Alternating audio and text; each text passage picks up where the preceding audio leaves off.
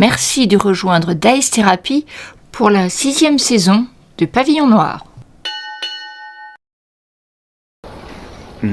Et où est-ce qu'on peut le trouver, le sieur?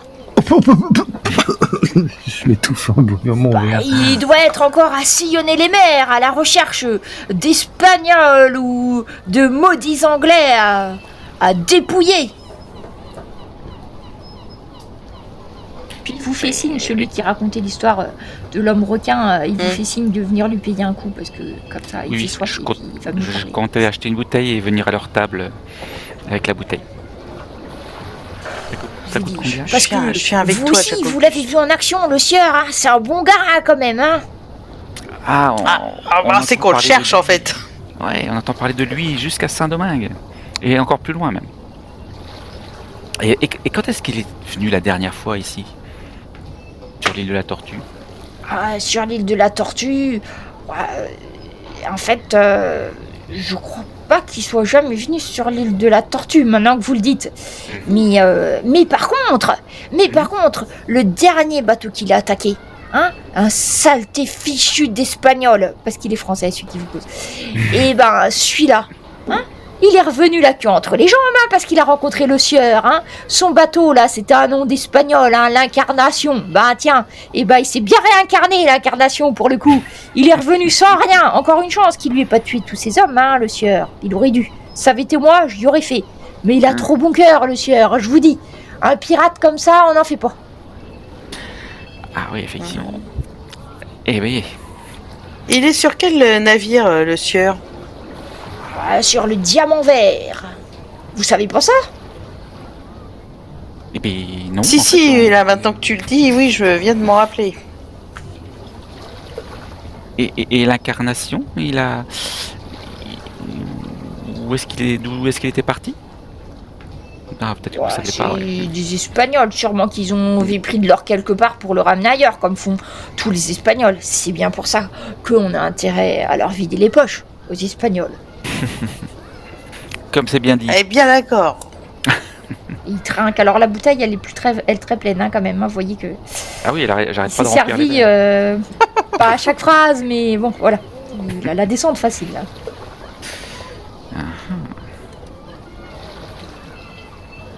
Intéressant. Même qu'il a pas osé aller à Saint-Domingue, qu'il reste à la Tortue, ce capitaine Aguilar de l'Incarnation. Je vous dis, pas de couilles, ces Espagnols. Voilà. Ah oui, finalement, il est resté sur la Tortue. Ok. Voilà qui est intéressant. Voulez-vous une deuxième bouteille? Allez, si c'est toi qui payes, mon gars. C'est moi qui paye. J'achète ça au bar et je continue de servir. Après, il dit pas non, hein, du coup.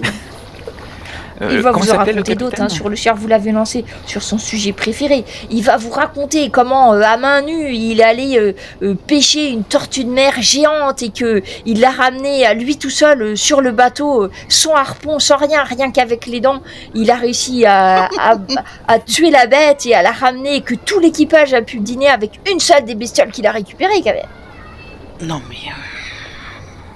Parce que c'est pas le tout d'être un pirate, mais il s'occupe bien des hommes de son bateau, même que c'est pas le capitaine, mais bon, c'est tout comme. Ouais, viens, Jacques Auguste, je crois qu'on va rien pouvoir en tirer de plus. Alors plus ça va, plus les exploits deviennent... tu vois, c'est proportionnel à la quantité d'alcool dans le sang. Hein. Donc à la fin, c'est tout juste s'il a pas fait un rot gigantesque dans la voile de son bateau et que le bateau a doublé le cap de tu sais pas quoi. Enfin, tu vois, à la fin... Tu commences à te douter de la crédibilité des histoires quand même. Hein. Quel nom il avait dit pour le capitaine de l'Incarnation? Capitaine Aguilar. Aguilar.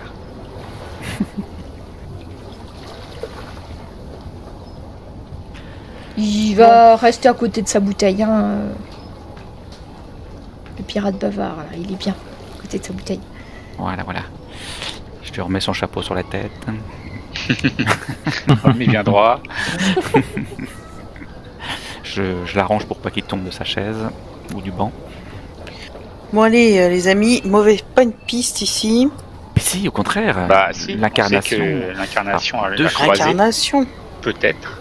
Oui, peut-être est-il toujours encore sur le bateau. Voilà. Et surtout, nous avons une adresse nous avons une adresse dans laquelle il n'a jamais été. Ah, Parce qu'on a bien l'adresse de Monsieur Le Sieur sur cette île. Et or, il n'est jamais venu sur cette île d'après cet excellent informateur. Ah oui. En fait, t'as l'adresse d'un bonhomme qui s'appelle Eric Navarre, mais tu sais pas si... Celui à qui on doit remettre la rançon. Oui. Ah, et mince. vous auriez pas envie de faire un petit tour pour voir un peu chez ce monsieur Navarre? Si, tu as raison. Peut-être y aller de nuit? Dites-vous. Pourquoi Oui, repérer les lieux de jour et retourner de nuit, Mhm. ça me paraît très bien. Mhm. Et se renseigner sur le navire l'Incarnation Oui. à tous les passants que l'on croise en chemin. Ça va être discret. Oui, puis t'as Eh, eh. ton bateau aussi, le Diamant Vert, hein, voir s'il est pas sur le quai aussi. Hein. Un passage voir au s'il y a un bateau à quai, ça c'est assez facile. Oui. En fait, t'as juste à... t'as juste à passer, tu vois, voir les bateaux qui sont à quai. Il n'y a pas beaucoup, il doit y avoir 7 bateaux. Et tu vois pas... Pas de Diamant Vert et... Tu vois pas de diamant vert, mais effectivement, tout au fond, il y a un bateau complètement délabré qui a pris plein de coups de canon, de choses comme ça, qui est en train d'être réparé, qui s'appelle l'Incarnation. Hmm. Ah oui, il a pris cher. Ouais, là, il a pris cher quand même, hein, le bateau. Mhm. Est-ce que vous voulez qu'on aille voir le bateau du coup? Ou oui, on va voir le bateau, après on va voir Navarre. Ouais. Oui. Et puis Allons-y. après, Allons voir Allons-y. cette Finissons nos incarnation. verres et allons-y. Allons au bateau. Allons voir cette incarnation d'un peu plus près. Mhm. Quand, Allons voir si la légende est vraie. quand vous vous approchez, effectivement, c'est un bateau espagnol qui n'était pas spécialement armé, donc vous pensez que c'était peut-être un bateau marchand, ou peut-être même un de ceux qui avait été appelé à la rescousse pour récupérer le trésor. Hein. Souvenez-vous, il y avait pas mal d'Espagnols qui étaient là. Ça a l'air quand même d'être un bateau marchand. Hein. Et vous voyez un petit homme avec un tricorne qui donne des ordres pour faire réparer plus ou moins. Vous voyez qu'ils sont en train de reclouer des planches à certains endroits. Ils sont en train de réparer un petit peu le bateau. Il parle en espagnol. Je le L avec mon excellent espagnol. Oh là! Donc, le capitaine, il relève un petit peu son tricorne, il regarde en bas, l'air suspicieux. Dites-moi, monsieur, pourriez-vous me trouver le capitaine Aguilar, s'il vous plaît? Est-ce que tu parles en espagnol ou en français? En espagnol. Alors j'ai besoin d'un test d'espagnol. Ah oui. Parce que ça va déterminer effectivement... Alors normalement vous avez appris un peu d'espagnol. Hein, Ah ouais. Ouais. Mhm. donc il faut Juste ce que tu fasses expression. Est-ce que je peux l'aider? Oui. Attends, je vais te faire... Ah, excellent pour Jacob. Excellent. Ah bah tu peux faire aussi ton test hein, si tu veux. Ah non. Réussite de justesse. Oui. Bah tu l'aides pas trop en fait, mais bon. Non. Tu lui fais soutien moral. Alors Jacques-Auguste passe du français à l'espagnol avec une facilité déconcertante. J'ai appris ma phrase par cœur. Et donc le capitaine Aguilar, eh ben, il est beaucoup moins méfiant. Du coup, il descend vous voir et il vous dit bien oui que je suis le capitaine. C'est le petit homme hein, qui parle. Je suis le capitaine Aguilar. Qu'est-ce que vous me voulez? Très enchanté, capitaine. Eh bien, écoutez, j'ai été surpris par l'état de ce navire et je me demandais s'il était possible de faire quelque chose, s'il fallait apporter de l'aide aux gens qui pouvaient être sur ce bateau par pure compassion et fraternité espagnole. Donc, dès que j'ai repéré ce navire battant le même pavillon que nous, eh bien, voilà, nous voulions nous enquérir de leur situation. Et donc vous êtes le capitaine. Nous tombons bien. Qui peut mieux que vous nous expliquer ce qui s'est passé? Oui, j'ai été attaqué par un pirate. Je suis un nous faisons du commerce Pirates. entre les Antilles espagnoles et le continent sud-américain. Ils parlent tout en espagnol, hein, mais je pense que vous avez tous des notions, hein, donc vous devez comprendre tout à peu près ce qu'il dit. Oui. Oui. Et puis, nous avons vu donc ce bateau, ce diamant vert, sans avertissement, sans même un coup de semonce. Ils se sont précipités vers nous. Ils ont hissé leur pavillon noir au dernier moment. Et en fait, avant même de savoir ce qu'on transportait, ils ont commencé à ouvrir des voies d'eau dans tout notre navire. Et normalement, les pirates, prennent la marchandise, soit ça, on sait comment gérer. Mais là, on aurait dit qu'ils cherchaient vraiment à nous couler avant même de savoir ce que nous transportions. Enfin bref, ils ont fini par nous aborder. Heureusement, ils n'ont pas fait beaucoup de victimes sur mes hommes. Et il n'y a eu que trois morts. Et puis, ils ont pris ma cargaison, évidemment. Mais ceci dit, c'est même pour des pirates tout de même. T'es pas obligé de démolir mon bateau à ce point-là. Bah oui, c'est incompréhensible. Et de l'aide, eh bien, à vrai dire, j'attends des rapports de... Donc lui, il est espagnol, donc j'attends un bateau de La Havane qui doit venir m'escorter pour que nous rentrions à La Havane. Je n'ai pas vraiment besoin d'aide, mais méfiez-vous, en tout cas, de ce pirate. Il arborait quel drapeau? Eh bien, ils battaient sous pavillon français et au dernier moment, ils ont hissé un pavillon noir. Et vous savez, il y avait ce capitaine, là, le capitaine Maillard, et derrière lui, il y avait deux hommes, un homme avec un gros nez, là, vous savez, le nez à la française, et puis il vous dit ça d'un ton totalement méprisant. Et puis il y a un deuxième, une espèce d'homme tout difforme, qui devait lui servir de traducteur parce que ni l'un ni l'autre ne parlait d'espagnol. Et ce type difforme là, il m'a menacé et il m'a dit que de toute façon je n'étais qu'un misérable cancre là et que je ne méritais pas la vie sauve. Et là, l'homme au gros nez l'a arrêté, l'a repoussé en arrière. Ils ont discuté entre eux dans cette langue de sauvage qu'ils parlent en France. Et puis ils ont décidé de prendre la marchandise et de nous laisser vie sauve. Le capitaine Navarre, vous avez dit? Maillard. Non, le capitaine Maillard. Et puis les autres, je ne sais pas leur nom. Le capitaine s'est présenté. Mais... Et c'était sur quel type de navire? Avec quel navire vous ont-ils abordé? Un navire un petit peu plus gros que le nôtre. Alors eux, c'est un navire marchand. En gros, ça ressemble au vôtre. D'accord. Ça ressemble au sloop. Et tu veux savoir le diamant vert, tu veux dire? Oui, c'était sur le diamant vert, oui. Oui, pour savoir sur quel type de navire il se déplace. Ils arraisonnent. C'était une frégate, donc c'est un bateau plus gros qui tire des plus gros canons que vous. Gros bateau. C'était sur une frégate. 3 mâts. Eh ben. Le nom de Pirate le Sieur, ça vous dit quelque chose? L'auriez-vous entendu à tout hasard? J'en ai entendu bien du mal justement. Il s'en prendrait particulièrement aux Espagnols. Le Sieur, après c'est pas, il parle espagnol, alors si tu veux, les subtilités de la langue française lui échappent peut-être un petit peu. Il dit peut-être mon Sieur, oui peut-être. Je ne saurais pas lequel de ces pirates était-il, mais il me semble bien l'avoir entendu. Ok. Bien. Je vous souhaite un bon retour au pays.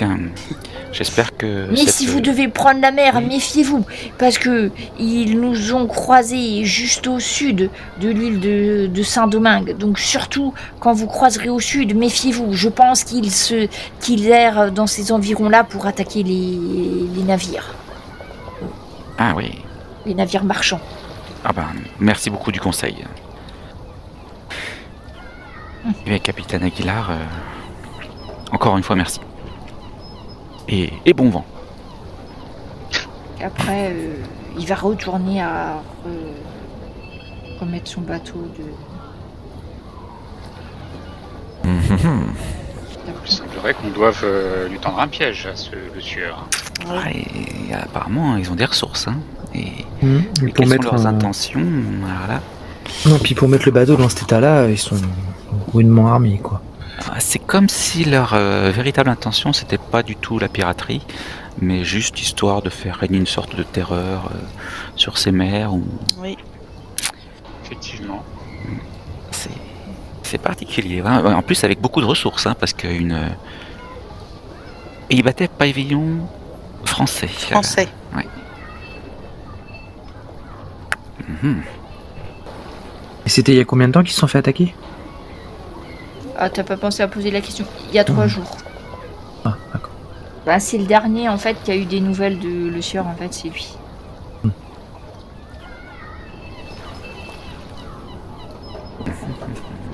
Bon. Eh bien, que faisons-nous? Bon, du coup, on va aller voir le rançonneur. Ouais, Navarre. Ok, donc Navarre, dès que vous posez la question, oui Navarre, en fait on va vous indiquer, il n'y a pas beaucoup de commerce à l'île de la Tortue, et il se trouve que lui, il est prêteur sur gage, donc tout le monde le connaît. Du coup, donc on vous Personne ne indique. l'apprécie. Oui, non, pas forcément. Bon, enfin, ils ont rien vraiment contre lui parce que des fois ça les dépanne bien, mais bon. Il a la réputation des gens de son métier, quoi. Voilà.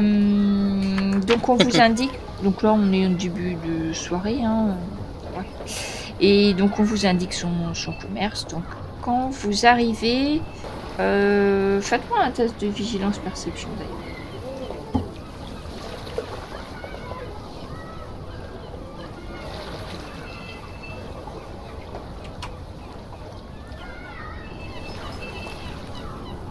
Alors, excellent de la part de notre Jacques Auguste. Mais attends, Eric n'a pas encore vigilé. Oui, j'arrive. Excusez-moi. Putain, j'ai cru que c'était. Excellent Ah oui. aussi pour Eric. Alors, tous les deux, vous voyez, donc déjà la boutique, il y a le panneau fermé qui est mis devant. Ah. Et vous voyez un type assez baraqué, style armoire à glace, pardon, les bras croisés, qui est planté devant la porte. Ouh, mince, je crois que nous arrivons à la fermeture. Alors, et- il se cache pas forcément celui-là. Par contre, vous voyez que dans la boutique, il y a du monde. Parce que les volets n'ont pas été fermés.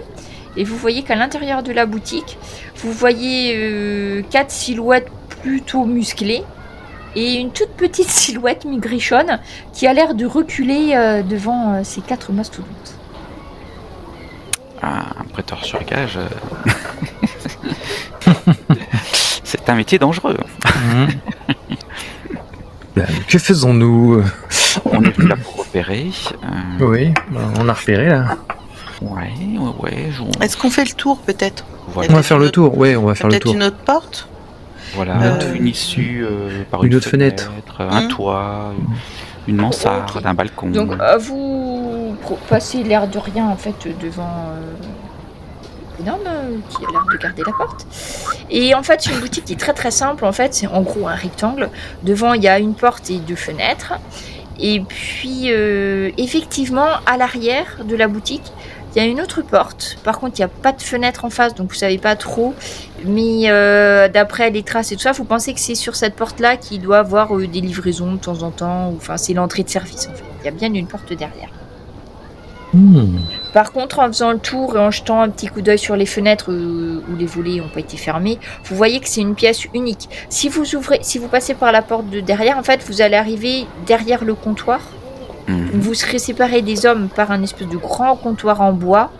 Mais il n'y a pas de mur, il n'y a pas... Enfin voilà quoi. Dès que vous allez ouvrir la porte, dites-vous que vous allez quand même être vu par... On sera dans la pièce principale. Ouais, il n'y a pas d'autres pièces en fait. Et en se jetant par la fenêtre, dans la pièce, qu'est-ce qui se passe concrètement entre les... Eh bien, vous voyez, il y a un des hommes qui a pris le petit et malingre commerçant par le col et qui le secoue. Vous entendez pas forcément ce qu'il dit, mais vous entendez que ça parle français. Et au bout d'un moment, il prend et puis il lui tape la tête sur le comptoir. Ça doit faire mal. Oh. Ça. Ça pourrait être intéressant qu'ils nous doivent quelque chose. Hein. Mais ils ont l'air vachement musclés. Persuasif. Ils sont 3, on est 4. Ouais, mais il y en a un qui est devant. Ouais. Oui, on pourrait. Que comptez-vous faire, capitaine Jack? Vous comptez entrer en cette boutique? Il serait bon pour nous, pour retrouver ce monsieur, qui nous doivent quelque chose. Vous voulez qu'on intervienne pour le sauver? Enfin, c'est ça. Enfin, pas le sueur, pour retrouver ce Scipion. Mhm.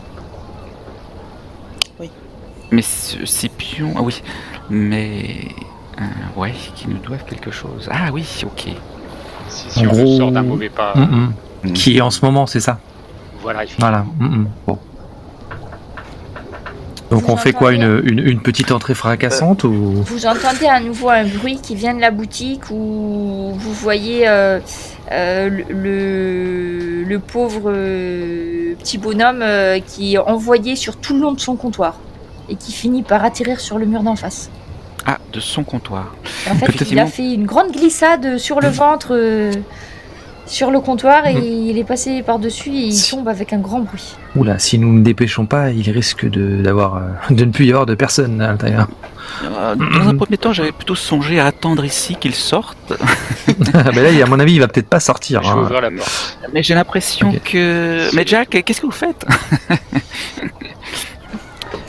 Pour la Quand porte... tu ouvres la porte, tu vois qu'effectivement, les hommes qui sont tous des gens assez costauds, tu regardes et il vous dit, donc il te voit que toi, Jack, déjà. Ouais. C'est fermé, revenez plus tard, on est occupé. Qu'est-ce que c'est que ce ramdam on vous entend de la rue? Je On a rentre également. compte à régler avec Monsieur Navarre. Les comptes à régler? Qu'est-ce qui vous arrive? C'est pas vos oignons. Bah écoutez, si vous continuez à me parler de cette façon, je pense que si, ça va être mes oignons. Et il y en a. Monsieur tu vois- Navarre, vous allez bien? Alors Monsieur Navarre, il a l'air complètement sonné. Il te regarde un peu effrayé par ta stature. Tu penses dans ses yeux qu'il se dit merde encore un autre. Et il regarde et puis du coup il reprend plus ou moins conscience et en marchant comment dire, il recule en restant les fesses par terre et avec les pieds, tu vois, il recule pour essayer de se planquer dessous son comptoir. On vous importune? Il se cherche à me tuer. Ah bah, ils ont peut-être leur raison. Hein. Attends, si vous voulez, Alors du coup tu Faut peux rien arranger parce ça. que là tu vois ses yeux qui cherchent de gauche à droite à l'aide, aidez-moi. Mais du coup il répond pas. Et puis t'as un des gros baraquets en face de toi de Jack qui donne un grand coup de poing sur le comptoir qui dit on vous a dit de nous laisser régler nos affaires ici. Et juste tu vois style pour t'effrayer il va donner un grand coup de poing sur le bois qui va craquer là et il te regarde et il sort il a une dague à la main. je le regarde d'une façon presque comique et je tape sur le comptoir en disant eh bien on va rester ici. Je peux faire le tour du bâtiment. Alors, Voilà, l'autre porte. Jack, tu Et je voulais sors passer aussi. par la porte principale? Oui, Jack, il est passé par la porte principale et Non, moi, Jack je doit non, passer par par la derrière. porte de derrière. Jack, il est passé par la porte de derrière. Ah, moi, je d'accord. vais. Autant pour moi. Je suis d'accord. Moi, je vais suivre Jacques Auguste, moi. Ouais. Moi, je suis Jack. Une fois qu'il est rentré, je rentre également. Et j'essaye d'appuyer mon capitaine en sortant mon sabre et en montrant mon air le plus fou. Ah Et Anne, tu donnes Moi, je suis Jacques Auguste. On fait le tour. Par contre, je pense que moi, je vais m'attaquer à la porte de devant. D'accord. Donc Anne et Jacobus, vous allez à la porte devant et voyez, il y a toujours l'armoire à glace barbu là qui croise les bras devant la porte. Donc en fait, Jack et Eric, vous pouvez faire un test d'intimidation. Anne, Et- on va rester là. Et On va attendre que ce Malabar s'en aille et on rentrera. Enfin, nous tourne le dos plutôt et on rentrera. Intimidation et adresse, hein, on est d'accord? Non? Intimidation et force plutôt. alors moi non, moi je le fixe et je fais quelque chose. D'accord. Et toi, Eric? Ah, moi, j'ai. Ouais, d'accord. Bon, ça marche bien, ton cri de guerre a marché. Ah T'en envoies un qui recule. Et pendant que... Eh, capitaine, c'est lequel que je peux me faire? Alors, du coup... Commence à murmurer, il faut que... Donc, Jack, il va falloir que tu tires les cartes. par contre. Je peux. Dans ton seuil. Donc là, du coup, t'as tiré 2 cartes... 2 cartes dans le bon du sens côté. et une dans le mauvais. Une dans le mauvais sens. Je pense que je vais m'arrêter là. Et donc vous me voyez murmurer entre mes lèvres. Presque aucun mot sort de ma bouche. C'est pas mal, en fait. Petite quoi, capitaine? Je comprends rien. Qu'est-ce qu'il dit? T'es tu ou pas?